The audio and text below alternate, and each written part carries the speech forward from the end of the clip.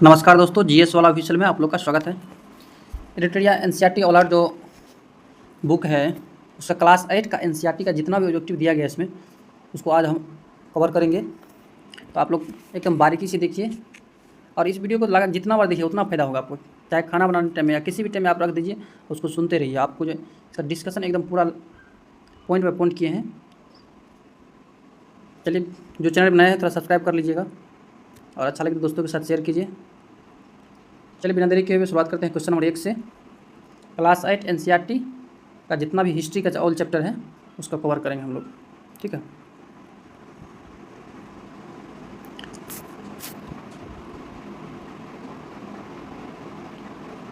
Question number 1 है, भारतीय इतिहासकारों के द्वारा वर्णित इतिहास के संबंध में निम्नलिखित कथनों पर विचार कीजिए।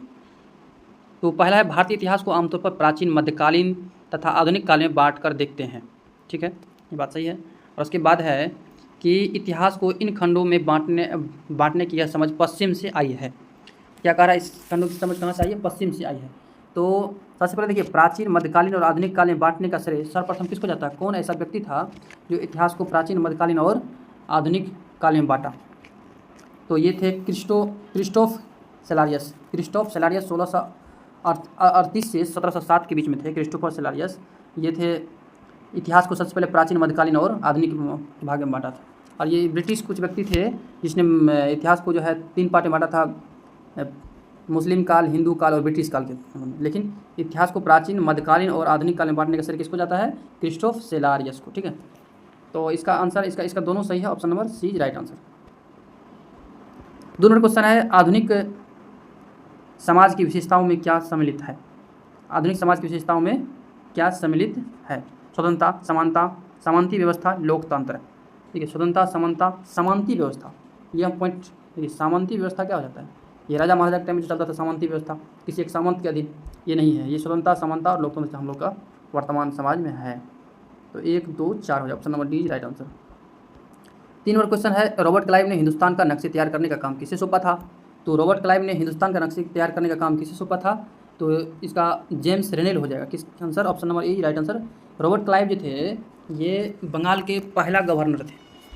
बंगाल के पहला गवर्नर कब बने थे? गवर्नर 1757 से 60 पहले बने थे। उसके बाद 65 से 67 जो है के बीच रहे थे ये रॉबर्ट क्लाइव।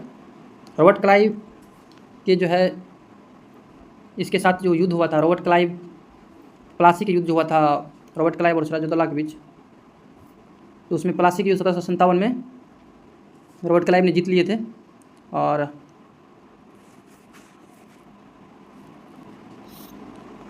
ठीक है, option number A right answer. और बी जो है ये रॉबर्ट हुक, ये तो कोशिका की खोज की थी 1665 में।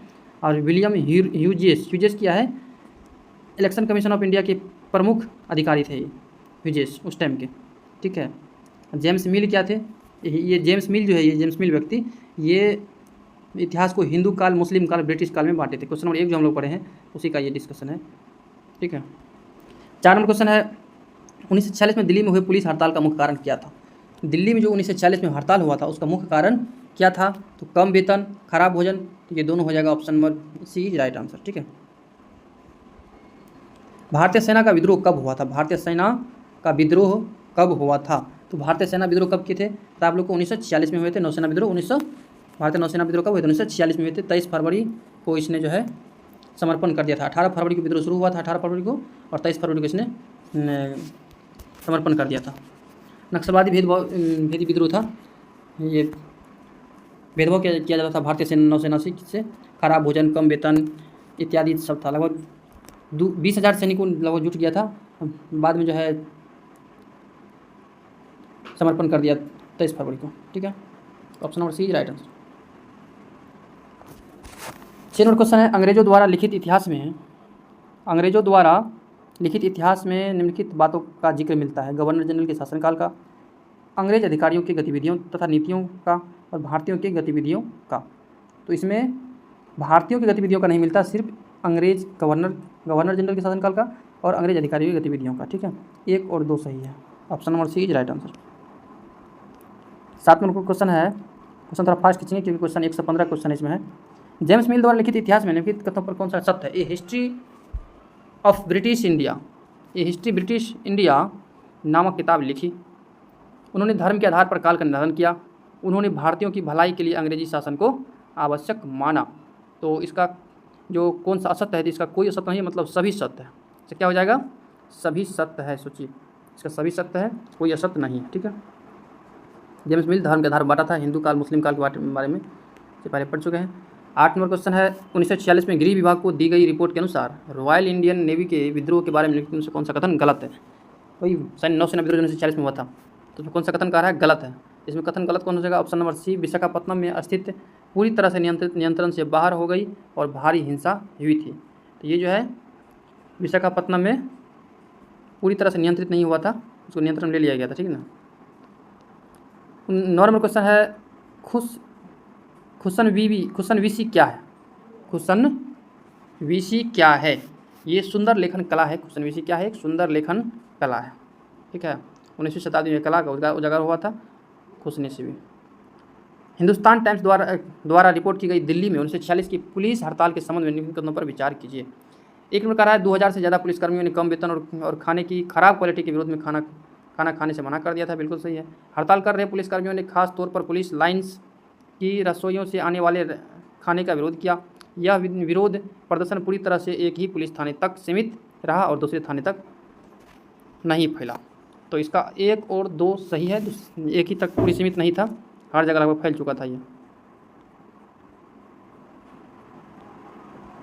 11 नंबर क्वेश्चन है, कंपनी द्वारा बंगाल में दीवानी अधिकार प्राप्त होने का क्या प्रभाव हुए। कंपनी द्वारा बंगाल में दीवानी अधिकार प्राप्त होने से क्या प्रभाव पड़ा। देखिए, दीवानी अधिकार जो होता है, ये द्वैत शासन जो शुरुआत हुआ था, द्वैत शासन 1765 में द्वैत शासन क्या कहते हैं, ये रॉबर्ट क्लाइव ने शुरुआत की थी द्वैत शासन का। लेकिन द्वैत शासन को खत्म किया 1765 में कौन, वारेन हेस्टिंग ने 1772 में वारेन हेस्टिंग खत्म कर दिया था। और ये द्वैत शासन मतलब 2 प्रकार का शासन था, एक दीवानी या एक फौजदारी। तो दीवानी शासन जो कर वसूलने का काम था, ये अंग्रेज ने ले लिया था बक्सर के युद्ध के बाद 1765 में जो इलाहाबाद संधि हुआ था उसके टाइम में। और जो फौजदारी जो शासक का काम था, वो जो था बंगाल के नवाब के पास ही था। ठीक है। तो इसका कंपनी द्वारा बड़ी मात्रा में राजस्व वसूला जाने लगा, सही बात है। ब्रिटेन ने सोने और चांदी के आयात के बदले बड़ी मात्रा में बंगाल से वस्तुओं का निर्यात यूरोप में किया गया। कारीगरों द्वारा किया गया उत्पादन गिर गया और खेती चौपट होने लगी। ये इसमें सब सही है। क्या है, 1 2 3 तीनों सही है। ठीक है। Option number D is right answer.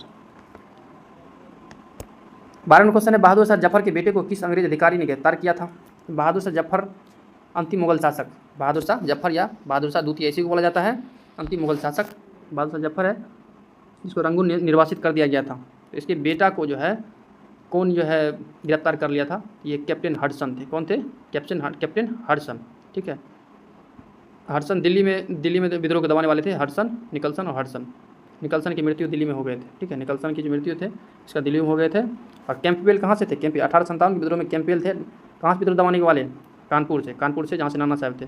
और जनरल नील जो थे, नील बनारस और इलाहाबाद से विद्रोह को दबाने वाले थे अंग्रेज अधिकारी। 13 नंबर क्वेश्चन है, वाणिज्य कंपनियों के बारे में निम्नलिखित कथनों पर विचार करें। वाणिज्यिक कंपनियों का मुख्य लक्ष्य प्रतिस्पर्धा से बचकर मुनाफा कमाना था और वे सस्ती चीज़ें खरीदकर उन्हें उच्च कीमतों पर बेचती थी। तो इसका जो है सस्ती कीमतों पर बेचती थी। ठीक है। तो इसका option number C is right answer हो जाएगा। 1 और 2 दोनों सही है। 14 नंबर क्वेश्चन है, बंगाल के नवाब और कंपनी के बीच टकराव का मुख्य कारण क्या था। देखिए, बंगाल का नवाब सिराजुद्दौला और कंपनी के बीच टकराव का मुख्य कारण क्या था। सिराजुद्दौला और रॉबर्ट क्लाइव के बीच जो प्लासी युद्ध हुआ था, तो इसका टकराव का मुख्य कारण क्या था। तो टकराव का जो मुख्य कारण इसका था, ये था फरमान का दुरुपयोग।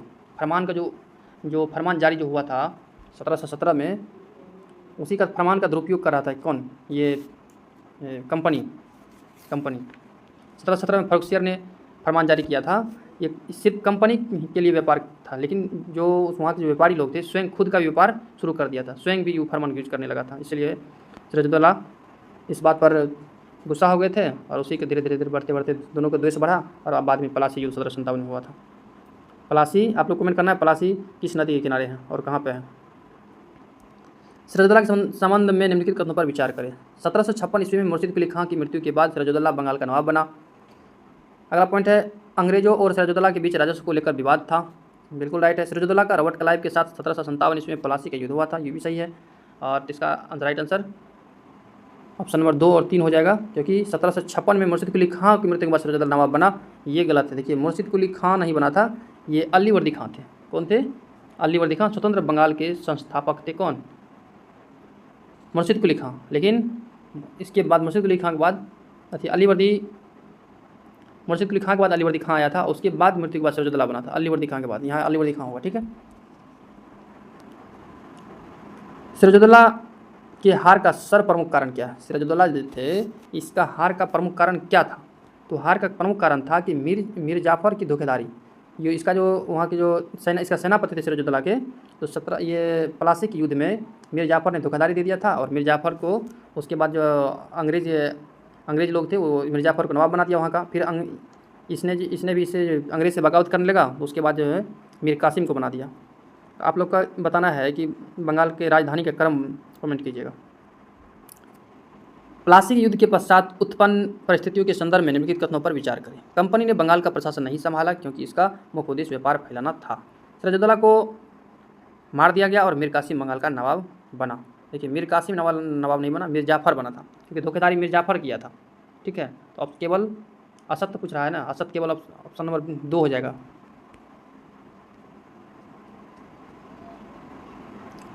Option number B right answer, ठीक है। वर्ष 1764 की बक्सर की लड़ाई के समय बंगाल का नवाब कौन था? तो बक्सर की लड़ाई जो शुरू हुआ था तो इससे पहले था मीर कासिम, और जब लड़ाई शुरू हुआ तो मीर जाफ़र को बना दिया गया था। तो option number B is right answer, ठीक है। बक्सर युद्ध किस संधि के तहत समाप्त हुआ? आप लोगों को कमेंट करना बताना है किस संधि के तहत बक्सर के युद्ध समाप्त हुआ था। बक्सर के युद्ध के संबंध में निम्नलिखित कथनों पर विचार करें। बक्सर की लड़ाई केवल अंग्रेजों और मीर कासिम के बीच हुई, गलत है। बक्सर के युद्ध के पश्चात मुगल सम्राट ने कंपनी को बंगाल की दीवानी और फौजदारी अधिकार दे दिए गए, ये सही है, क्योंकि बक्सर का युद्ध था कंपनी को बंगाल की दीवानी और फौजदारी अधिकार नहीं दिया गया था। अभी भी फौजदारी अधिकार बंगाल के नवाब के पास ही था, मुगल सम्राट के पास ही था, ठीक है। तो बक्सर का युद्ध जो था, बक्सर के युद्ध सबसे पहले 1764 में हुआ था। बक्सर का युद्ध 1764, ठीक है। किसकी? बक्सर युद्ध के बाद हुआ था इलाहाबाद की संधि। आप लोग को बताना है बक्सर के युद्ध। देखिए बक्सर के युद्ध 3 आदमी के साथ बीच में हुआ था। पहला तो बक्सर का युद्ध अंग्रेज थे, और इधर से कौन थे? अवध का वाजिद अली शाह, अवध के नवाब वाजिद अली शाह, और मुगल शासक शाह आलम द्वितीय, और ये मीर जाफ़र, मीर कासिम, इन सब के बीच लड़ा गया था बक्सर का युद्ध। सहायक संधि के संदर्भ में निम्नलिखित पर विचार करें। सहायक संधि अपनाने वाले रियासतों को अपनी स्वतंत्र सेना रखने का अधिकार नहीं होता था। सहायक संधि अपनाने वाले रियासतों को कंपनी के द्वारा सुरक्षा दी जाती थी। सुरक्षा के निर्धारित रकम नहीं चुकाने पर कंपनी उसके रियासत का इलाका अपने कब्जे में ले लेते थे। तो इसका 1, 2, 3 तीनों सही है, बिल्कुल राइट है। सहायक संधि की शुरुआत जो थे, इसका जनक माना जाता है डुप्ले को, फ्रांसीसी के डुप्ले थे, लेकिन इसका जो प्रचलन किया ज़्यादा वेलेजली किए थे। वेलेजली सहायक संधि स्वीकार करने वाले पहले राज्य थे। हैदराबाद, कौन थे? हैदराबाद थे सहायक संधि स्वीकार करने पहले। 1798 में सहायक संधि को स्वीकार किया था हैदराबाद पहली बार, ठीक है। 21 नंबर क्वेश्चन है, हैदर अली की मृत्यु किस आंग्ल मिस्र युद्ध में हुई थी? देखिए प्रथम आंग्ल मिस्र युद्ध 1767 से 1769, ये मद्रास की संधि के तहत हुए थे समाप्त, और इसमें जो थे गवर्नर कौन थे? वेरेलास्ट।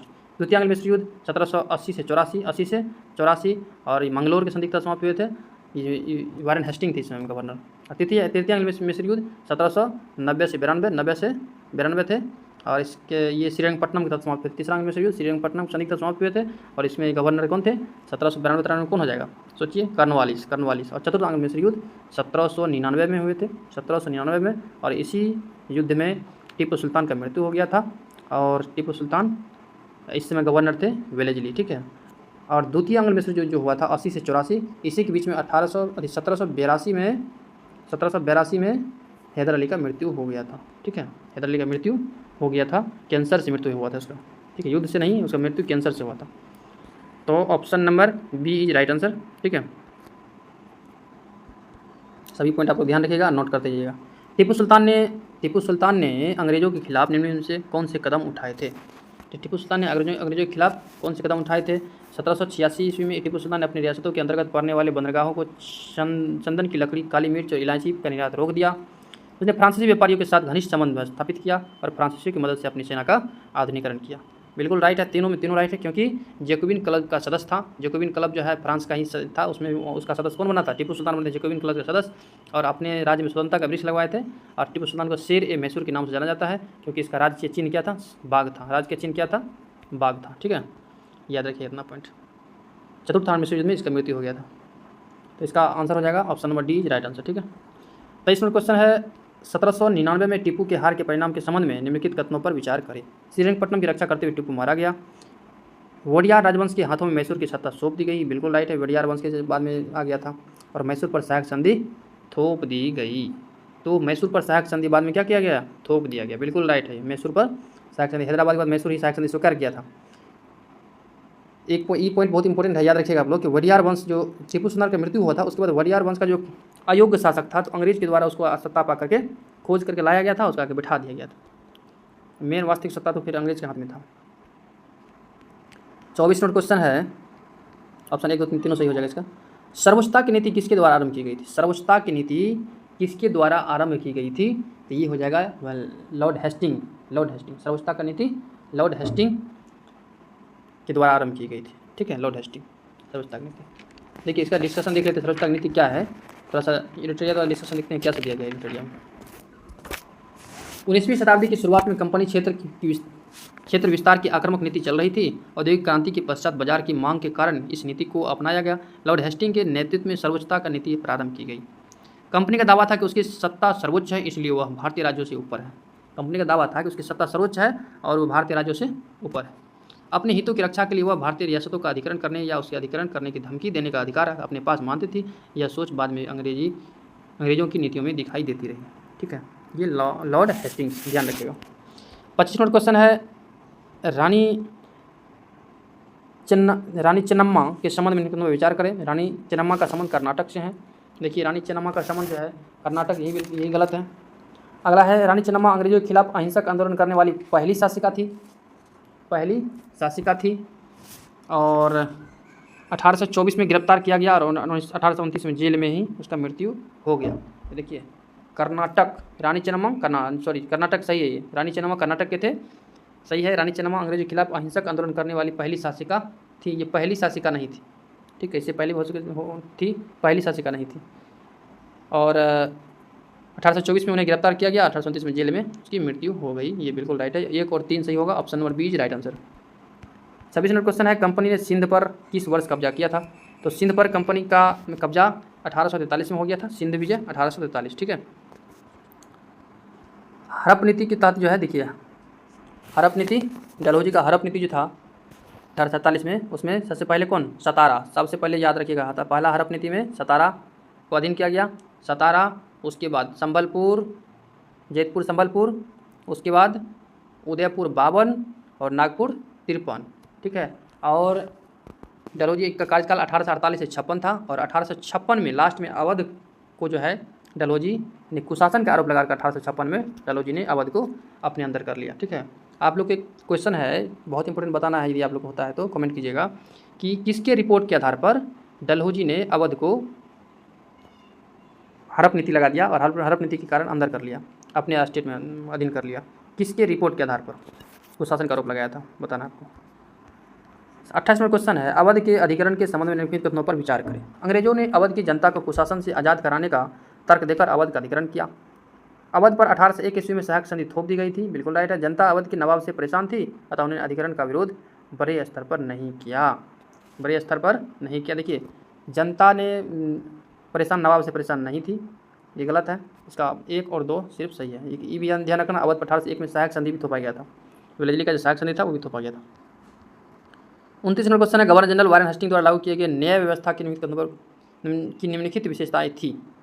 न्याय व्यवस्था जो थे गवर्नर जनरल वारेन हेस्टिंग द्वारा लागू किए गए न्याय व्यवस्था की विशेषता क्या था? तो विशेषता इसका क्या हो जाएगा? तो इसका हर जिले में 2 अदालत बनाई गई वारेन हेस्टिंग, वारेन हेस्टिंग कार्यकाल 1772 से 1784 तक चला था। ठीक है, 84 के बाद जॉनसोर आया था, जॉनसोर के बाद जो है ये कॉर्नवालिस आए थे। तो हर जिले में 2 अदालत बनाई गई थी, फौजदारी अदालत और दीवानी अदालत। दीवानी अदालतों के मुखिया यूरोपीय जिला कलेक्टर होते थे, जिसमें यूरोपीय पद्धति पर दीवानी कार्य किए जाते थे। फौजदारी अदालतें अभी भी कागजी और मुफ्ती के अंतर्गत थी, लेकिन वह भी कलेक्टर की निगरानी में काम करते थे। लेकिन इसका आंसर 1 और 3 हो जाएगा, क्योंकि यहाँ दिया है कि यूरोपीय पद्धति पर दीवानी कार्य करते थे। यूरोपीय पद्धति नहीं, बल्कि यूरोपीय और भारतीय पद्धति पर भी किया जाता था, भारतीय पद्धति पर, यूरोपीय नहीं होगा।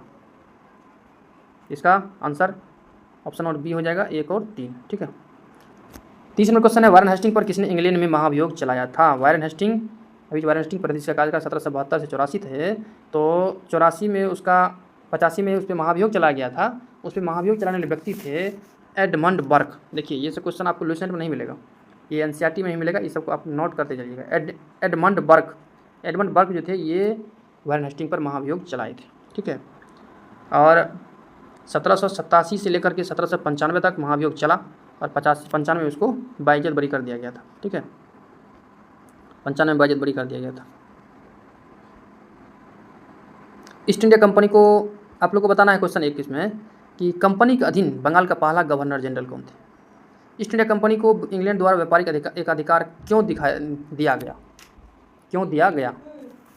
तो इसका ईस्ट इंडिया कंपनी को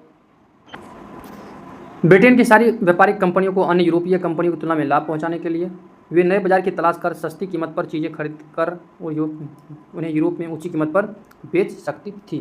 तो इसका ऑप्शन नंबर बी हो जाएगा आंसर, सिर्फ बी, क्योंकि 1 में है कि ब्रिटेन की सारी कंपनियाँ को अन्य यूरोपीय कंपनियों की तुलना में लाभ पहुँचाने के लिए नहीं, बल्कि एकाधिकार, सिर्फ एकाधिकार जो वहाँ के जो रानी थे एलिजाबेथ, ईस्ट इंडिया कंपनी की स्थापना 16 ईस्वी में महारानी एलिजाबेथ ने एक पत्र जारी किया था, एकाधिकार पत्र किया देता थी, इसका स्थापना हुआ था एलिजाबेथ। सिर्फ ईस्ट इंडिया कंपनी ही उस पर व्यापार कर सकते थे। ठीक है, और ये बिल्कुल राइट है कि वे नए बाजार की तलाश कर सस्ती कीमत पर चीज़ें खरीदकर उन्हें यूरोप में ऊँची कीमत पर बेच सकती थी।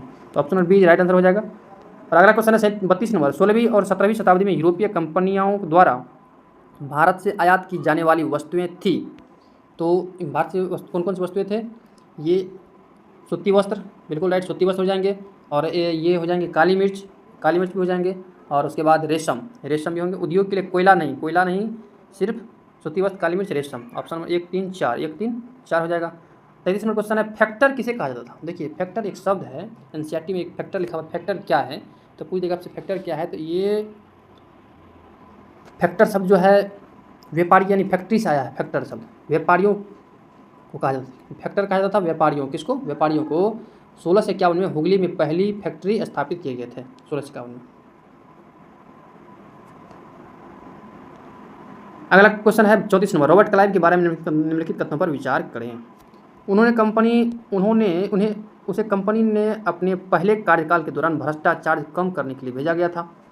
उस पर भ्रष्टाचार का आरोप लगाया गया था और उन्हें सर्वोच्चता की नीति के तहत नवाब को हराकर बंगाल के राजस्व पर कब्जा किया। तो इसका आंसर जो था सर्वोच्चता का नीति। देखिए सर्वोच्चता का नीति जो इससे पहले डिस्कशन कर चुके हम लोग, तो इसका आंसर हो जाएगा option number A is right answer. केवल 2 सही है, यानी भ्रष्टाचार का आरोप उस पर लगाया गया था रॉबर्ट क्लाइव पे,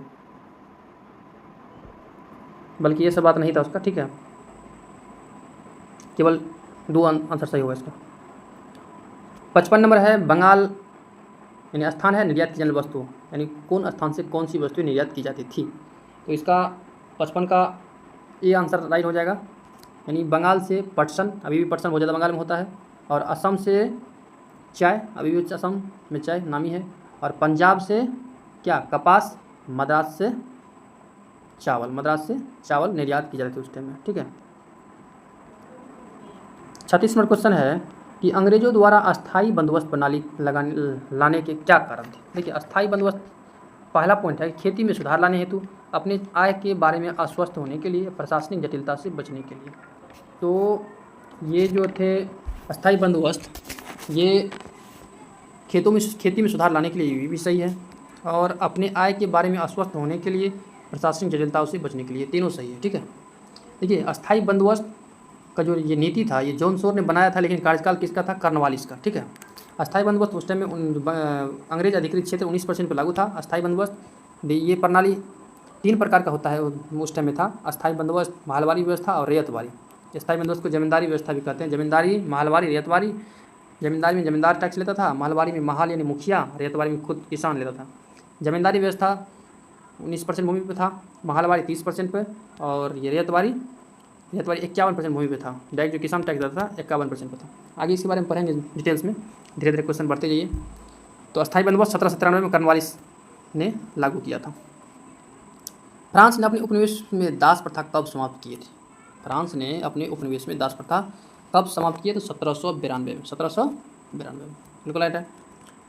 38 नंबर क्वेश्चन है, नील की खेती कहाँ की जाती थी? नील की खेती इसमें सभी जगह, लगभग सभी जगह नील की खेती की जाती थी। भारत, ब्राज़ील, अमेरिका, कैरेबियाई द्वीप, स्पेन। 39 में क्वेश्चन है, जिस समय बंगाल में अस्थायी बंदोबस्त लागू किया गया था उस समय बंगाल का गवर्नर जनरल कौन था? अस्थायी बंदोबस्त लागू करने के समय कौन था? कॉर्नवालिस। अभी जस्ट पढ़े हैं 1793 कॉर्नवालिस। अस्थायी बंदोबस्त के बारे में डिटेल्स पढ़ चुके हैं हम लोग। अस्थायी बंदोबस्त के संबंध में निम्नलिखित कथनों पर विचार करें। अस्थायी बंदोबस्त का लाभ प्रारंभ में कंपनी को मिला, मगर बाद में उन्हें जमींदारों को अपेक्षा कम लाभ प्राप्त हुआ। जमींदार की अपेक्षा कम लाभ प्राप्त हुआ। अस्थायी बंदोबस्त की रकम ज़्यादा होने के कारण कई जमींदारों की जमींदारी राजस्व चुकाने में विफल होने के कारण छीन ली गई। किसानों के लिए व्यवस्था दमनकारी सिद्ध हुई, क्योंकि लगान की रकम बहुत ज़्यादा थी और ज़मीन पर उसका अधिकार सुरक्षित नहीं था। तो कह रहा है असत कथन का चयन करें, क्योंकि क्वेश्चन तो सब सत्य है, इसलिए असत इसमें कोई भी नहीं होगा। Option number D is right answer. ठीक है। महालवारी व्यवस्था लागू करते समय बंगाल का गवर्नर कौन था? देखिए, महालवारी व्यवस्था शुरू किए थे 1822 में हॉल्ट मैकेंजी ने। कौन? Holt Mackenzie, 1822। महालवारी व्यवस्था क्या है कि महाल मतलब होता है मुखिया। गांव का जो मुखिया था वह टैक्स वसूलता था पूरा गांव का, और वो देते थे अंग्रेज को। ठीक है, महालवारी व्यवस्था। 42 में क्वेश्चन है, महालवारी व्यवस्था के संबंध में निम्नलिखित पर विचार करिए। अलेक्जेंडर रीड ने इसे पहली बार लागू किया था। यह व्यवस्था महाल जो गांव का समूह होता था उसे ही की जाती थी। बिल्कुल राइट है। भूराजस्व से रकम निश्चित रूप से तय कर दी जाती थी और उसको चुकता करने की जिम्मेदारी सामूहिक रूप से महाल को होता था। देखिए, यहाँ पे कुछ गड़बड़ियाँ हैं। इसका जो राइट आंसर सिर्फ 2 सही लग रहा है, क्योंकि गांव का समूह वसूलता था, तो इसमें इसका सिर्फ 2 सही होगा, क्योंकि यहाँ पे जो दिया गया है निश्चित रूप से तय थी, निश्चित रूप से तय नहीं था। उसका उतार चढ़ाव होता रहता था ज़मीन के हिसाब से या ज़मींदार के हिसाब से, आमदनी के हिसाब से उसका टैक्स लिया जाता था। ठीक है, इसका ऑप्शन सिर्फ आंसर नंबर 2 सही है। ठीक है, अगला क्वेश्चन है,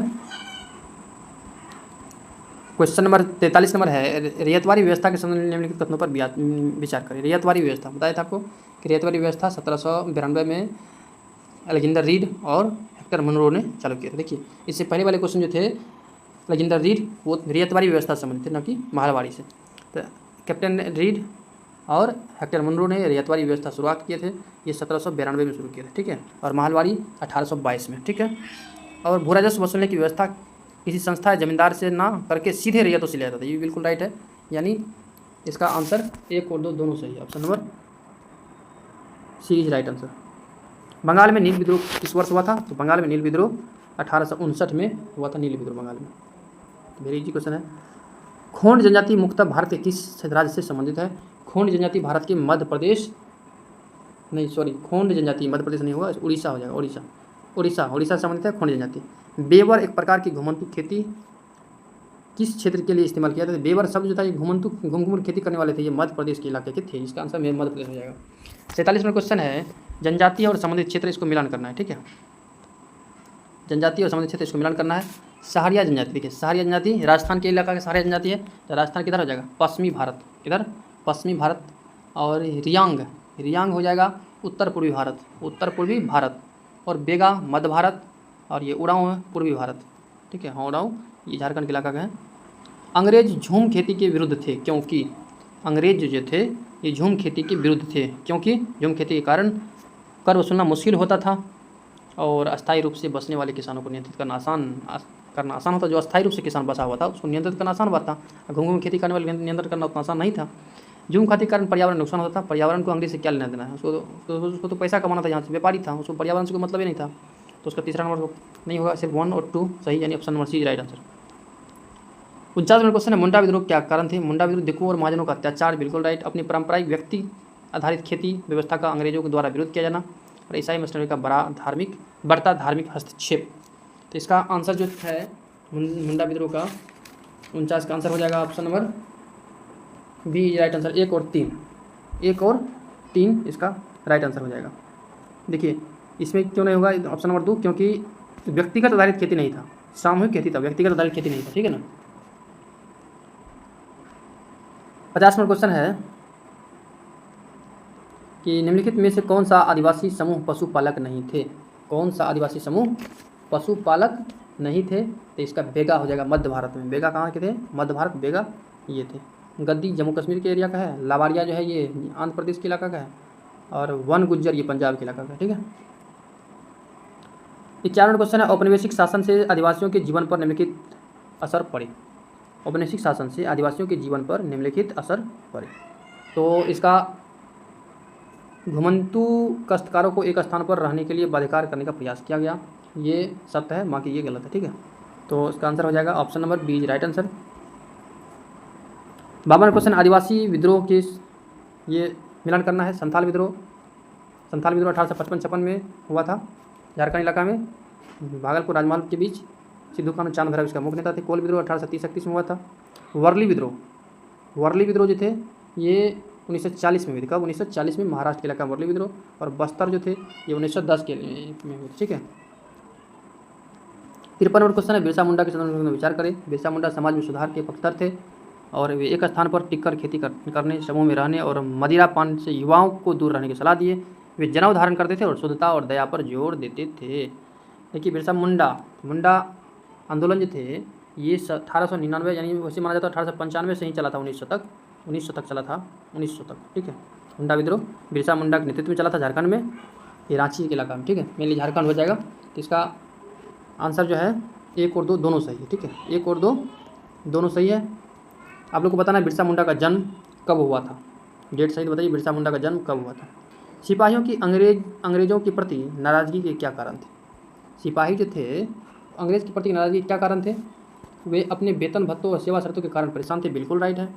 और वे युद्ध के लिए समुद्र पार नहीं जाना चाहते थे, परंतु 1855 के कानून द्वारा सेना में इसे बाध्यकारी बना दिया। देखिए यहाँ 1855 नहीं होगा, बाध्यकारी तो बना दिया गया था, लेकिन 1824 में पहले कानून आया था और उसके बाद जो है 1856 में कानून आया था, ठीक है।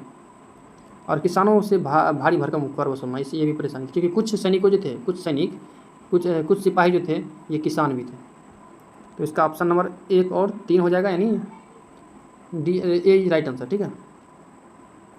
माझा प्रवास नामक पुस्तक किसने लिखी थी। बहुत अच्छा क्वेश्चन है। माझा प्रवास नामक पुस्तक जो है विष्णु भट्ट गोडसे का पुस्तक है ये। विष्णु भट्ट गोडसे महाराष्ट्र के ब्राह्मण परिवार से थे। इसमें 84 नियम लिखे गए हैं धर्म युद्ध के बारे में, ठीक है। धर्म युद्ध से संबंधित है, धर्म के आलोचना किया गया इसमें विष्णु भट्ट गोडसे द्वारा। 56वां क्वेश्चन है 1857 के सिपाही विद्रोह के संबंध में निम्नलिखित कथनों पर विचार करें। 10 मई 1857 के विद्रोह मेरठ में मंगल पांडे के फांसी के विरोध में प्रारंभ हुआ था। चलने वाले कारतूस विद्रोह का तत्कालिक कारण बना और दिल्ली में मुगल बादशाह बहादुर शाह जफर ने विद्रोह को स्वागत किया था। तो इसका आंसर कौन सा हो जाएगा। सिर्फ 2 सही है। आप सोचिए सिर्फ 2 सही है इसका आंसर, क्योंकि ये 8 मई को जो है मंगल पांडे को तो फांसी दे दिया गया था। दिल्ली में मुगल बादशाह बहादुर जफर ने विद्रोह को स्वागत नहीं किया था, ठीक है। इसका सिर्फ आंसर जो है 2 सही है, बाकी सब गलत है, बाकी सब गलत। यह भविष्यवाणी किसने की कि अंग्रेजों का शासन जल्द ही खत्म हो जाएगा। बहुत अच्छा क्वेश्चन है, देखिए नोट कर लीजिए आप लोग। यह भविष्यवाणी किसने की कि अंग्रेजों का शासन बहुत जल्द ही समाप्त हो जाएगा, खत्म हो जाएगी। ये भविष्यवाणी थी अब्दुल्ला शाह का। अब्दुल्ला शाह फैजाबाद से मौलवी अहमदुल्ला फैजाबाद के से फैजाबाद से कौन थे 1857 क्रांति में शासक वही थे, मौलवी अहमदुल्ला फैजाबाद से। लियाकत अली कहाँ से थे, इलाहाबाद से। और बादशाह जफर दिल्ली से थे, मुगल के अंतिम शासक, ठीक है। पाइक विद्रोह किस राज्य में हुए थे। तो पाइक विद्रोह उड़ीसा के खुर्दा में हुए थे। खुर्दा एरिया है 1817 में पाइक विद्रोह हुए थे, 1817 में, ठीक है। किस गवर्नर जनरल ने यह फैसला किया कि बहादुर शाह जफर आखिरी मुगल बादशाह होंगे। देखिए किसने यह फैसला किया था कि बहादुर शाह जफर जो थे आखिरी मुगल बादशाह होंगे। तो ये थे लॉर्ड कैनिंग ने यह फैसला किया कि बहादुर शाह जफर अंतिम मुगल बादशाह होंगे। लेकिन डलहौजी ने यह फैसला किया था कि राजकुमार के रूप में डलहौजी ने यह फैसला किया था कि बहादुर शाह जफर जो है, बहादुर शाह जफर अंतिम राजकुमार मतलब राजकुमार होंगे। डलहौजी 1849 में दिल्ली से बाहर कर दिया था। ये डलहौजी ने ये फैसला लिया था कि 1849 में बहादुर शाह जफर को दिल्ली से बाहर, लाल किला से हटा करके और दिल्ली से बाहर कहीं इसको जगह दिया जाए। तो option number B is right answer. Company द्वारा भारत में सुधार के नाम पर ईसाई धर्म को प्रोत्साहित करने के लिए से कौन सा कदम उठाया गया था? 1830 के बाद कंपनी ने ईसाई मिशनरियों को जमीन व संपत्ति जुटाने की छूट दे दी। 1850 में एक नया कानून बनाया गया और जिसमें प्रावधान था कि अगर कोई भारतीय व्यक्ति ईसाई धर्म अपनाता है तो उसे पुरखों की संपत्ति पर पहले जैसा अधिकार मिलेगा। तो एक और दो, दोनों इसका राइट आंसर हो जाएगा। 61 नंबर क्वेश्चन है, मंगल पांडे को किस दिन फांसी दी गई थी? तो मंगल पांडे को 8 अप्रैल 1857 को फांसी दी गई। ठीक है। 62 नंबर क्वेश्चन है, 1857 के विद्रोह के बागी और उससे संबंधित मिलान करें। यानी 1857 विद्रोह से जो नेता थे, नाना साहब कहाँ के थे? नाना साहब थे कानपुर से नाना साहब। बीरजिस कद्र जो थे ये लखनऊ से थे और रानी अवंतीबाई लोधी ये थे राजगढ़ से। कहाँ के थे? ये राजगढ़ से थे और लक्ष्मीबाई झांसी से थे। ये आप लोग जानते हैं। आप लोग कमेंट करना है कि रानी लक्ष्मीबाई का मृत्यु कहाँ हुआ था। 63 नंबर क्वेश्चन है, विद्रोहियों के संबंध में निम्नलिखित कथनों पर विचार करें। विद्रोहियों के संबंध में निम्नलिखित कथनों पर विचार करें। पॉइंट नंबर 1 है, बहादुर शाह जफर को उनकी पत्नी के साथ निर्वासित कर रंगून के एक जेल में भेज दिया गया जहां 1861 में उसकी मृत्यु हो गई। 1858 में रानी लक्ष्मीबाई अंग्रेजों से लड़ते हुए वीरगति को प्राप्त हुए। तात्या टोपे मध्य भारत के जंगलों में रहते हुए आदिवासियों को और किसानों की सहायता से छापामार युद्ध करते रहे। तो इसका जो राइट आंसर 1 नंबर जो इसका जो है कथन जो दिया गया 1 नंबर में ये गलत है, क्योंकि ये 1861 नहीं होगा मृत्यु। ये बहादुर शाह जफर की मृत्यु नवंबर 1862 में हुआ था। ठीक है, 1862 नवंबर 1862 में हुआ था। बाकी 2 और 3 सही है, इसलिए option number B is right answer हो जाएगा इसका। ठीक है। 64 नंबर क्वेश्चन है, 1857 के विद्रोह के बाद अंग्रेज ने अपनी नीतियों में निम्न प्रकार से बदलाव किया। देखिए 1857 के विद्रोह जब हुआ था तो उसके बाद भारत सरकार अधिनियम 1858 आया था। उसके बाद जो है उसकी नीतियों में कुछ बदलाव आया था, कुछ नॉर्मलता आया था। क्या बदलाव आया था देखते हैं इसमें ऑप्शन के हिसाब से। पॉइंट नंबर 1 कह रहा है कि ईस्ट इंडिया कंपनी के सारे अधिकार ब्रिटिश साम्राज्य के हाथ में सौंप दिए गए। बिल्कुल राइट है। और एक परिषद का गठन किया गया जिससे इंडिया काउंसिलिंग कहा गया। ठीक है। और अगला है कि डलहौजी के व्यापक सिद्धांत को त्याग दिया गया। डलहौजी व्यापक सिद्धांत शुरू किए थे, अरब नीति डॉक्ट्रिन्स ऑफ लैप्स कहते हैं इसको, उसको त्याग दिया गया और स्थानीय शासकों को दत्तक पुत्र को सत्ता सौंपने की छूट दी गई। बिल्कुल राइट है। और उसके बाद कह रहा है 3 नंबर में कि अंग्रेजों ने भारतीय लोगों के धर्म और सामाजिक रीति रिवाज का सम्मान करने का फैसला किया। सामाजिक रीति रिवाज करने का फैसला किया। तो इसका आंसर हो जाएगा आपको 1 2 तीनों सही है। ठीक है ना। Option number D is right answer, क्योंकि आप आंदोलन देख चुका था 1857 की क्रांति का। प्राच्यवादियों के संबंध में निम्नलिखित कथनों पर विचार करें। जेम्स मिल एक प्रमुख प्राच्यवादी व्यक्ति थे। वे भारतीय ज्ञान विज्ञान को प्रोत्साहित करने के पक्षधर। देखिए प्राच्यवादी वह होता है जो प्राचीन ज्ञान को मानता है, जैसे पुराण हो गया, कुरान हो गया, इस सब के ज्ञान को लेकर के चलता है। तो जेम्स मिल तो ऐसा नहीं थे, प्राच्यवादी जेम्स मिल नहीं थे। ठीक है। जेम्स प्राच्यवादी के विरोध में जेम्स मिल थे। यही जेम्स मिल ने जो है इतिहास को 3 भागों में धर्म के आधार पर बांटा था, हिंदू काल, मुस्लिम काल और ब्रिटिश काल के में। और वे भारतीय ज्ञान विज्ञान को प्रोत्साहित करने के पक्षधर में थे। यहाँ तो प्राच्यवादी तो ये सही थे, भारत के जो ज्ञान है उसको बढ़ाना चाहते थे, जैसे राजा राममोहन राय हो गया, आपको दयानंद सरस्वती हो गया, ये सब। इसका तो 1 गलत है और 2 सही है, तो इसका option number B is right answer. 66 number question है, एक अच्छे यूरोपीय पुस्तकालय का केवल एक खाना ही भारत और अरब के समुच्चय देशी साहित्य के बराबर है। उपरोक्त कथन किसका है? देखिए ये कथन किसने दिया? तो ये लॉर्ड मैकाले का कथन है। लॉर्ड मैकाले, अंग्रेजी शिक्षा 1835 याद होगा आपको। एक अच्छे यूरोपीय पुस्तकालय का केवल एक खाना ही भारत और अरब के समुच्चय देशी साहित्य के बराबर है। उपरोक्त कथन किसका है? तो लॉर्ड मैकाले। डलहौजी व्यापक सिद्धांत हड़प नीति लाया था। जेम्स मिल वही हिंदू मुस्लिम काल में बटा है। ठीक है। 67 नंबर क्वेश्चन, ईसाई मिशनरियों ने अपना पहला मिशन कहाँ खोला था? तो ईसाई मिशनरियों ने अपना पहला मिशन सीरा रामपुर में खोला। कहाँ खोला था? सीरा रामपुर में। आप लोग को इसमें कमेंट करना है कि 1813 का जो चार्टर एक्ट आया था उसमें ईसाई शिक्षा के लिए कितना रुपया का बजट दिया गया था। 68 नंबर क्वेश्चन है, विलियम एडम्स की रिपोर्ट के संदर्भ में कौन सा कथन सत्य है। बंगाल और बिहार में 1830 के दशक में 1 लाख से ज़्यादा पाठशालाएँ थी। इन स्थानीय विद्यालयों में बहुत कम फीस निर्धारित की गई थी। तो देखिए इसका जो 68 का है 1 लाख से ज़्यादा पाठशालाएँ थी, ये तो बिल्कुल राइट है। 1 लाख से ज़्यादा पाठशाला, इस पाठशाला में होता था क्या, छोटा छोटा पाठशाला था जिसमें 20 स्टूडेंट 10-20 स्टूडेंट करके था, 20 स्टूडेंट के आसपास में इस पाठशाला में पढ़ते थे, छोटे छोटे करके पीपल के बीच के नीचे कहीं भी पाठशाला टाइप के पढ़ते थे। इन स्थानीय विद्यालयों में बहुत कम फीस निर्धारित की गई थी, ये गलत है क्योंकि माँ बाप के आमदनी के हिसाब से फी निर्धारित किया जाता था उस टाइम में, ठीक है। इसलिए ऑप्शन केवल एक सही है, इस option number A he right answer, ठीक है। 69 नंबर क्वेश्चन है, रविन्द्रनाथ टैगोर द्वारा शांति निकेतन की स्थापना किस वर्ष की गई थी। तो बिल्कुल राइट है, शांति निकेतन स्थापना 1901 में। कब किया गया था, 1901 में किया गया था। और 1913 में रविन्द्रनाथ टैगोर को गीतांजलि के लिए एशिया का पहला साहित्य का नोबेल पुरस्कार मिला था, इसको भी ध्यान रखिएगा। नोबेल पुरस्कार शुरुआत कब हुआ था, 1901 में हुआ था। एशियाटिक सोसाइटी ऑफ बंगाल की स्थापना किसने किया था, तो विलियम जोन्स ने 1784 में एशियाटिक सोसाइटी ऑफ बंगाल की स्थापना की थी, ठीक है। वारेन हेस्टिंग बंगाल के पहला गवर्नर जनरल, कंपनी का दिन पहला गवर्नर वारेन हेस्टिंग, याद रखिए, जेम्स मिल्क के बारे में बता चुके हैं, ठीक है। 71 नंबर क्वेश्चन है, बनारस में हिंदू कॉलेज की स्थापना किस गवर्नर जनरल के शासनकाल में हुआ था। तो हिंदू कॉलेज की स्थापना जो बंगाल में हुआ था, ये बनारस में हिंदू कॉलेज की स्थापना जो हुआ था ये आपको लॉर्ड कॉर्नवालिस के समय में हुआ था। बनारस में हिंदू कॉलेज की स्थापना किस समय हुआ था, कॉर्नवालिस के समय में हुआ था। और बीएचयू की स्थापना आपको ये दिखा देगा तो 1916 में मदन मालवीय के नेतृत्व में किया गया था। और ये जो बनारस में हिंदू कॉलेज है इसका स्थापना 1791 में हुआ था। कब हुआ था, 1791 में। 72 नंबर क्वेश्चन है, मैकाले के मिनट्स के आधार पर किस वर्ष अंग्रेजी शिक्षा का अधिनियम पारित किया गया। तो पहले बता चुके हैं 1835 में आया था। मैकाले आयोग 1835 उच्च शिक्षा से संबंधित था।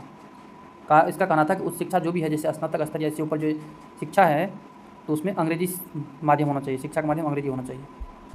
और आप लोग को कमेंट में बताना है, क्वेश्चन है आप लोग से कि वुड डिस्पैच कब आया था। ये भी उच्च शिक्षा से संबंधित है। वुड डिस्पैच कब आया था, ये क्वेश्चन आ गया 73 नंबर। वुड डिस्पैच 1854 के वुड डिस्पैच के संबंध में कदमों विचार करें। वुड डिस्पैच तो 1854 में आया था। तो वुड डिस्पैच की नीति पत्र में यूरोपीय शिक्षा से भारतीयों के नैतिक चरित्र उत्थान का तर्क दिया गया। वुड के नीति पत्र के आधार पर 1854 में सरकारी विभाग का गठन किया गया ताकि शिक्षा संबंधी सभी मामलों पर सरकार का नियंत्रण किया जा सके। और अगला पॉइंट दिया गया है कि इस दस्तावेज में अंग्रेजी शिक्षा का एक व्यापारिक लाभ आर्थिक क्षेत्र में भी बताया गया। यानी वुड डिस्पैच जो नीति था ये एकदम व्यावसायिक शिक्षा पर आधारित था, व्यावसायिक शिक्षा पर। वुड डिस्पैच के ही बाद ना 1854 के बाद ही 1862 में यूनिवर्सिटी खुला ना, मुंबई, मद्रास और कलकत्ता में, इसी के बाद यूनिवर्सिटी खुलना शुरू हो गया। तो इसका 1 और 1, 2, 3 तीनों कथन सही है। Option number D right answer. 74 number question है, महात्मा गांधी की शिक्षा संबंध में तो विचार करना है। महात्मा गांधी अंग्रेजी शिक्षा के खिलाफ थे। उनके मुताबिक अंग्रेजी शिक्षा भारतीयों को अपाहिज बना देगी और उन्हें अपने सामाजिक परिवेश से काट देगी। उनके अनुसार पढ़ने और लिखने की क्षमता पालने ही शिक्षा नहीं है, महात्मा गांधी के अनुसार। तो इसका 1, 2, 3 तीनों सही है, तो इसको ध्यान रखिएगा। Option number D right answer, ठीक है। 75 नंबर क्वेश्चन है, टैगोर की शिक्षा संबंधी विचारों में कौन सा कथन सत्य है। टैगोर अंग्रेजी शिक्षा पद्धति से खुश नहीं थे। टैगोर जो थे अंग्रेजी शिक्षा पद्धति से खुश नहीं थे, ये बिल्कुल राइट है, ये नहीं थे खुश। उनके अनुसार सृजनात्मक शिक्षा केवल प्राकृतिक परिवेश में ही प्रोत्साहित किया जा सकता है। सृजनात्मक शिक्षा जो सृजन बच्चा में जो सृजन होता है तो प्राकृतिक परिवेश, जैसा परिवेश होगा वैसे बच्चा बनेगा, ये बिल्कुल राइट है। टैगोर आधुनिक पश्चिमी सभ्यता और भारतीय परंपरा के श्रेष्ठ तत्वों का सम्मिश्रण चाहते थे, यानी दोनों को मिलाकर के जो अच्छा लगे वो सम्मिश्रण चाहते थे रविन्द्रनाथ टैगोर। ऑप्शन नंबर 1, 2, 3 तीनों सही है, इसलिए डी इज राइट आंसर, ठीक है। अगला क्वेश्चन है 76 नंबर, सती शब्द का क्या अर्थ होता है। तो सती शब्द का अर्थ होता है कि सदाचारी महिला। सती शब्द का मतलब होता है सदाचारी महिला। उस ज़माने में सती जो होती थी, पति मर जाने के बाद उसमें उसके अग्नि में समाहित हो जाते थे महिला भी, उसकी पत्नी भी। विधवा विवाह के संबंध में निम्नलिखित कथनों पर विचार करें। विधवा विवाह के संबंध में निम्नलिखित कथनों पर विचार करें। ईश्वरचंद्र विद्यासागर ने प्राचीन ग्रंथों का हवाला देकर विधवा विवाह के पक्ष में अपना समर्थन दिया। और अगला पॉइंट है 1856 के कानून द्वारा विधवा विवाह प्रतिबंध कर दिया गया। देखिए यहाँ पे ही गलत है, प्रतिबंध नहीं किया गया, विधवा विवाह को प्रोत्साहित किया गया। मद्रास प्रेसिडेंसी के तमिल भाषा इलाकों में वीर सेलिंग पंतुलुंग ने विधवा विवाह के समर्थन में संगठन बनाया। ये गलत है क्योंकि तमिल नहीं होगा, ये तेलुगु भाषा के थे। वीर सेलिंगम पंतुलु ये विधवा विवाह के समर्थन में संगठन बनाया था, ठीक है। तो इसका केवल 1 सही है, option number B right answer. अगला क्वेश्चन है, जो चैनल पर नया थोड़ा सब्सक्राइब कर लीजिए। बहुत अच्छा वीडियो है। कलकत्ता तथा पटना में किसने मुस्लिम लड़कियों के लिए स्कूल खोले थे? कलकत्ता और पटना में किसने मुस्लिम लड़कियों के लिए स्कूल खोले थे? तो रुकैया सखावत हुसैन, व्यक्ति के नाम है रुकैया सखावत हुसैन। ठीक है। 79 नंबर क्वेश्चन है, ऊंची जातियों की हिंदू महिलाओं की दुर्दशा पर एक किताब किसने लिखी थी?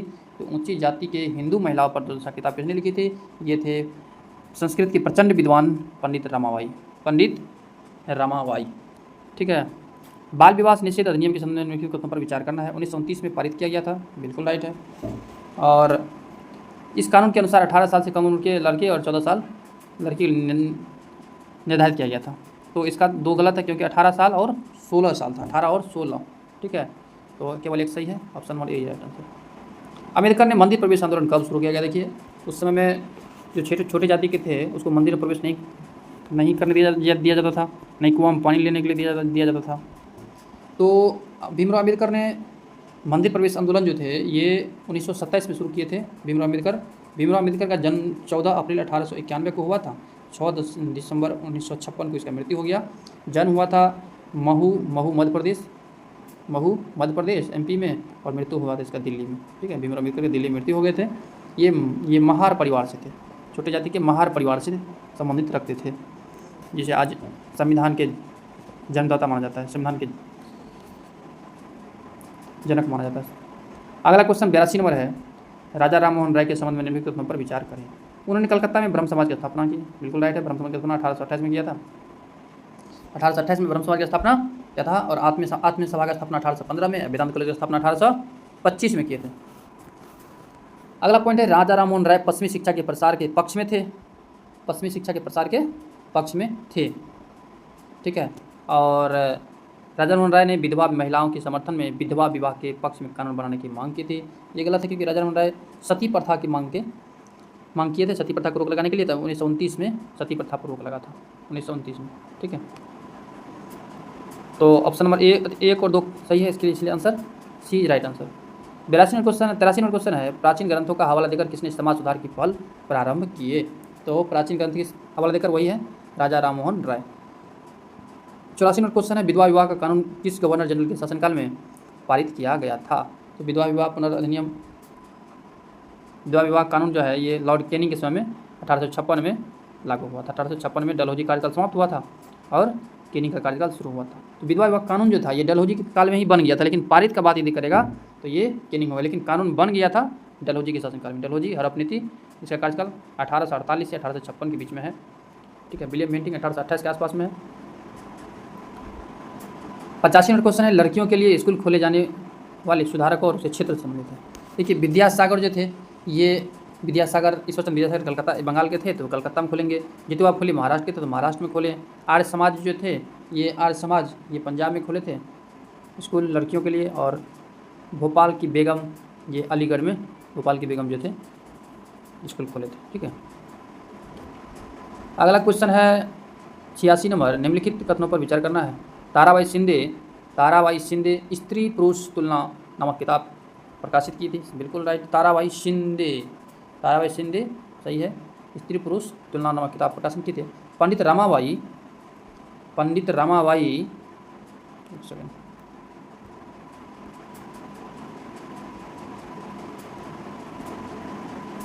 पंडित रमाबाई ने हिंदू धर्म में उपस्थित लगभग सभी जातियों के हिंदू महिलाओं की दुर्दशा पर किताब लिखी थी। देखिए, पंडित रमाबाई जो थे इसे पहले ही पढ़ चुके हैं, उच्च वर्ग के हिंदू जाति के लिए, ना कि सभी जाति के लिए नहीं, उच्च वर्ग के हिंदू महिला के लिए किताब लिखे थे। कौन? पंडित रमाबाई। इसलिए ऑप्शन 1 सही होगा, यानी पॉइंट नंबर 1 सही है, बाकी गलत है, तो यही राइट आंसर। 87 नंबर क्वेश्चन है, बाल विवाह निषेध अधिनियम किस वर्ष पारित किया गया? तो बाल विवाह निषेध अधिनियम पता है आप लोग को 1929 में बाल विवाह निषेध अधिनियम लाया गया था इरविन के समय में। ठीक है। 88 नंबर क्वेश्चन है, जाति उन्मूलन के लिए काम करने के लिए परमहंस मंडली का गठन किस वर्ष किया गया था? परमहंस मंडली गठन 1840 में किया गया। कब किया गया था? 1840 में।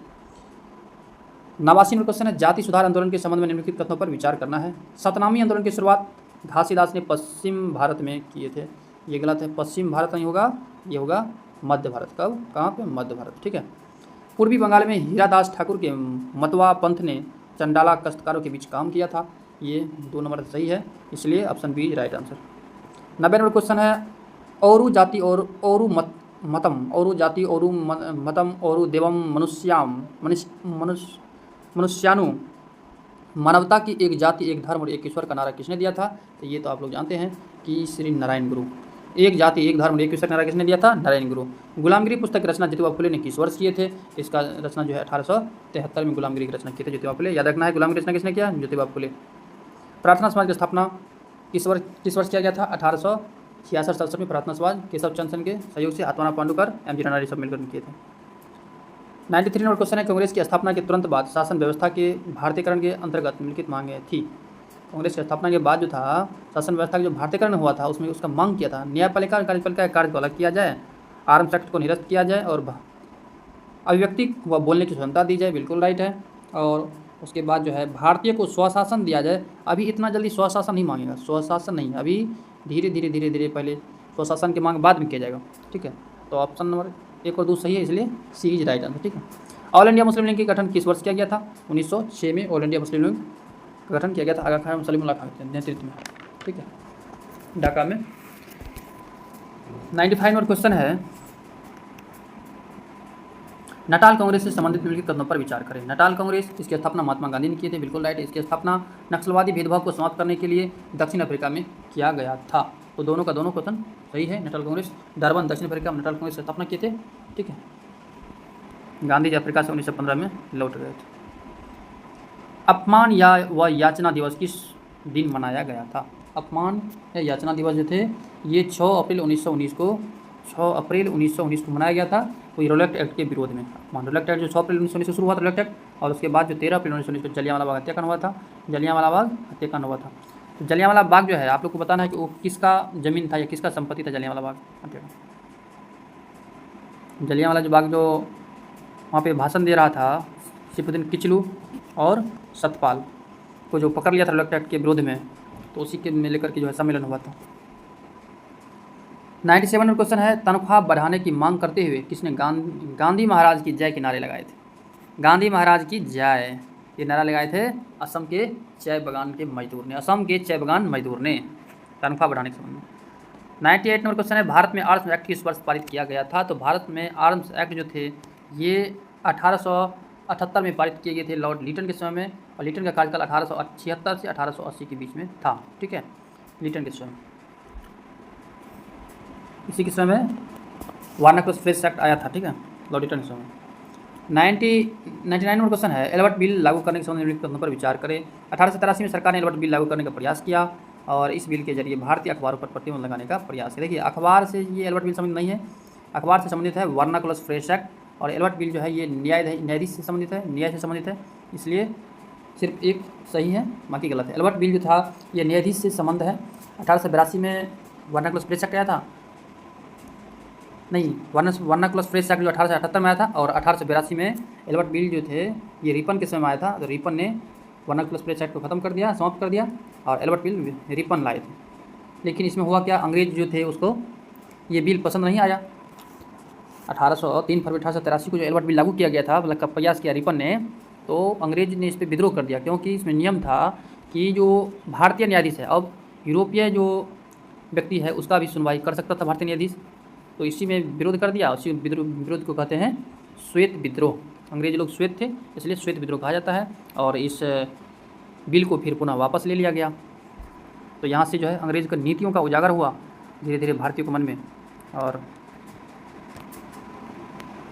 चलिए अगला क्वेश्चन देखते हैं।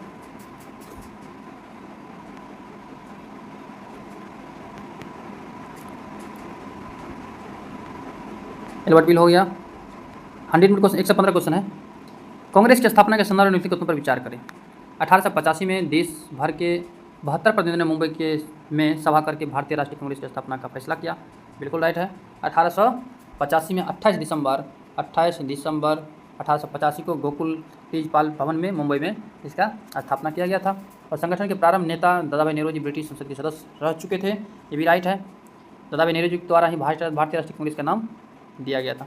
और सेवानिवृत्त ब्रिटिश अफसर A.O. ह्यूम कांग्रेस की स्थापना में महत्वपूर्ण भूमिका निभाया था। A.O. ह्यूम कांग्रेस के जनक माना जाता है। कांग्रेस की स्थापना किसने किया था? A.O. ह्यूम के संस्थापक माने जाते हैं। ठीक है, और A.O. ह्यूम कांग्रेस के सचिव रहे लगभग में 1995 के आसपास तक शायद रहा था, आप लोग देख लीजिएगा।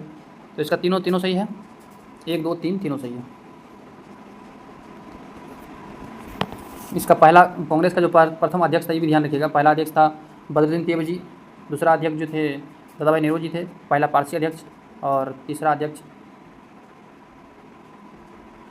कांग्रेस के प्रथम अध्यक्ष WC बनर्जी, रमेश चंद्र बनर्जी, और दूसरा अध्यक्ष दादाभाई नेहरू जी, और तीसरा अध्यक्ष प्रथम मुस्लिम अध्यक्ष थे बदरुद्दीन तैयबजी। ठीक है। 101 नंबर क्वेश्चन है, स्वराज की मांग सर्वप्रथम किसने की थी?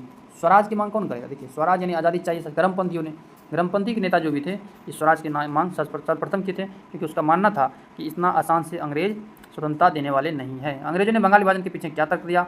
तो इसने बंगाल विभाजन के पीछे तर्क दिया कि प्रशासनिक सुविधा के लिए हम बंगाल का विभाजन कर रहे हैं। प्रशासनिक सुविधा के बंगाल विभाजन जो था, ये 20 जुलाई 1905 को घोषणा कर दिया गया था, या इसका डेट पूछता है, 20 जुलाई 1905 का ये घोषणा कर दिया गया था। कौन किया घोषणा? लॉर्ड कर्जन ने घोषणा किया था, और 16 अक्टूबर को यह प्रभावी हो गया, 16 अक्टूबर को प्रभावी हो गया। और इसी के बीच में 7 अगस्त को स्वदेशी आंदोलन की शुरुआत किए थे। ठीक है, स्वदेशी आंदोलन। आप लोग को क्वेश्चन बताना है इसमें कि स्वदेशी आंदोलन का विचार सर्वप्रथम किसने प्रस्तुत किया था? स्वदेशी आंदोलन का विचार सर्वप्रथम किसने प्रस्तुत किया था? 103 1917 में घटित रूसी क्रांति से प्रमुख रूप से कौन से विचार निकालकर संपूर्ण विश्व में फैले? रूसी क्रांति से समाजवाद का विचारधारा आया। कौन विचार? समाजवाद विचारधारा है। रूसी क्रांति कहते हैं, 1917 में रूसी क्रांति हुआ था। 1919 के पश्चात राष्ट्रीय आंदोलन में जन भागीदारी बढ़ने के निम्नलिखित कारण थे।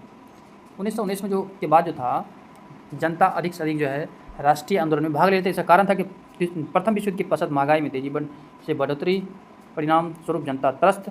1917 की रूसी क्रांति और गांधी जी के सत्याग्रह और अहिंसा के विचार। तो 104 का आंसर 1 2 3 तीनों सही है, इसलिए option number D is right answer. 105 number question है, रिलेक्ट एक्ट के संबंध में विचार करना है। यह कानून अभिव्यक्ति की स्वतंत्रता जैसे मूलभूत अधिकारों पर अंकुश लगाने के लिए और पुलिस को ज़्यादा से ज़्यादा अधिकार देने के लिए लागू किया गया था। बिल्कुल राइट है। रिलेक्ट एक्ट के विरोध में शुरू किया गया रिलेक्ट सत्याग्रह ब्रिटिश सरकार के खिलाफ पहला अखिल भारतीय संघर्ष था। 1 और 2 दोनों सही इसका है। ठीक है, रिलेक्ट एक्ट बता चुके आपको, 6 अप्रैल 1919 को रिलेक्ट एक्ट आया था, और इसी के विरोध में जो थे 13 अप्रैल 1919 को जलियांवाला बाग में जो है सभाएं हो रही थी सैफुद्दीन किचलू और सतपाल मलिक के जो गिरफ्तारी के विरुद्ध में, और उसी में जनरल ओ डायर ने आदेश दिया और जनरल आर डायर ने गोली चला दिया। ठीक है। 106 नंबर क्वेश्चन है, असहयोग आंदोलन के संबंध में विचार करना है। यह खिलाफत आंदोलन के बाद प्रारंभ हुआ, फिर दोनों एक साथ जोड़ दिया गया। ये भी बिल्कुल राइट है, क्योंकि असहयोग आंदोलन 1 अगस्त 1920 को असहयोग आंदोलन शुरुआत हुआ था। उसी दिन, ठीक उसी दिन बाल गंगाधर तिलक की मृत्यु हो गई थी और तिलक फंड की स्थापना भी किया गया था। ठीक है। असहयोग आंदोलन की शुरुआत की मुख्य मांग स्वराज थी। मुख्य मांग क्या थी? स्वराज थी। और इसमें बड़ी मात्रा में सरकारी संस्थाओं का बहिष्कार किया गया और उपाधियां लौटा दी गई और विदेशी कपड़ों की होली चलाई गई। ठीक है, तो इसका 1 2 3 तीनों पॉइंट सही है, इसलिए option B is right answer. 107 number question है, पंजाब में सिखों के अकाली आंदोलन का मुख्य उद्देश्य क्या था? पंजाब में हुआ था अकाली आंदोलन। पंजाब में अंग्रेज को बाहर करना, गलत है ये। अंग्रेज की सहायता से गुरुद्वारा जैसे भ्रष्ट महंतों को हटाना, ये सही है। अकाली आंदोलन जो हुआ था अंग्रेज की सहायता से गुरुद्वारा में जो थे ना महंत सब बैठ कर एकदम पूरा बैठ कर खा रहे थे, एकदम लूटपाट कर रहे थे। जैसे अभी राम मंदिर का घटना सामने आया है कि 200 करोड़ रुपया गबन हो गया। खैर जो हो, अगला 108 नंबर क्वेश्चन है, 1929 में पारित पूर्ण स्वराज प्रस्ताव से संबंधित निम्नलिखित कथनों पर विचार करना है। सुभाष चंद्र बोस की अध्यक्षता में यह प्रस्ताव पारित किया गया था। ये गलत है, बिल्कुल गलत है, क्योंकि 1929 में पंडित जवाहरलाल नेहरू की अध्यक्षता में पूर्ण स्वराज की मांग किया गया था। सुभाष चंद्र बोस जो अध्यक्ष थे 1939 में, 1939 और 1940, हरिपुरी और त्रिपुरी। ठीक है, इसका कहानी बहुत लंबा है हरिपुरी त्रिपुरी का, बाद में कभी डिस्कस करेंगे। इस प्रस्ताव के आधार पर 26 नवंबर 1930 को पूरे देश में स्वतंत्रता दिवस मनाया गया था। बिल्कुल गलत है, क्योंकि 26 नवंबर नहीं 26 जनवरी जो आज भी मनाते हैं हम लोग, 26 जनवरी 1930 को पूरे देश में स्वतंत्रता दिवस मनाया गया। तो 26 जनवरी को गणतंत्र दिवस मनाते हैं इसी के दिन के हिसाब से, इसी दिन से। 109 नंबर क्वेश्चन है, भगत सिंह के संबंध में निम्नलिखित कथनों पर विचार करना है। भगत सिंह ने 1924 में दिल्ली में स्थित फिरोज शाह कोटला में हिंदुस्तान सोशलिस्ट रिपब्लिकन एसोसिएशन की स्थापना किया था। HSRA ये गलत है, क्योंकि 1924 नहीं भगत सिंह 1928 में किए थे, 1928 में किए थे। और भगत 1924 में जो थे ये कानपुर में सचिन सन्याल ने HRA का स्थापना, हिंदुस्तान रिपब्लिकन एसोसिएशन की स्थापना की थी। ठीक है। 17 दिसंबर 1928 को अपने साथियों के साथ सैंडर्स नामक पुलिस के अफसर की हत्या कर दी थी। ये बिल्कुल 27 दिसंबर 1900, ये सही है। और ये अगला पॉइंट है 1929 ईस्वी में केंद्रीय विधानसभा में बम फेंका, ये भी सही है। तो ऑप्शन 2 और 3 सही होगा, ये गलत है, 2 3 सही है, option number C right answer. और 23 मार्च 1931 को तीनों को फांसी दे देगा, ये भी ध्यान रखिएगा। 23 मार्च शहीद दिवस मनाते हैं, 23 मार्च, ठीक है। 1931 को तीनों को फांसी दे दिया गया, ठीक। अगला पॉइंट 110 नंबर क्वेश्चन है, राष्ट्रीय आंदोलन से संबंधित निम्नलिखित कथनों पर विचार करना है। 1935 का गवर्नमेंट ऑफ इंडिया एक्ट में प्रांतीय स्वायत्ता का प्रावधान किया गया, बिल्कुल राइट है। 1935 में जो आया था तो प्रांतीय स्वायत्ता दे दिया गया था। और 1937 में प्रांतीय विधायकों के चुनाव में कांग्रेस को 11 में से 7 प्रांतों में कांग्रेस की सरकार बनती नजर आ रही थी। इसमें दोनों पॉइंट सही है, option number C right answer. 111 number question है, किस वर्ष मुस्लिम लीग ने स्वतंत्र राज्य की मांग करते हुए एक प्रस्ताव पारित किया था?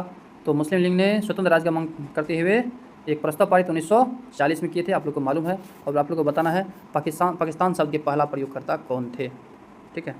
तो कमेंट कीजिए। सुभाष चंद्र बोस के संबंध में निम्नलिखित कथनों पर विचार करना है। वे समाजवादी विचारधारा के नेता थे और उन्होंने आज़ाद हिंद फौज का नेतृत्व किया था। तो सुभाष चंद्र बोस समाजवादी विचारधारा के थे, बिल्कुल राइट है। और उसने आज़ाद हिंद फौज के नेतृत्व किए थे 1943 में, ठीक है।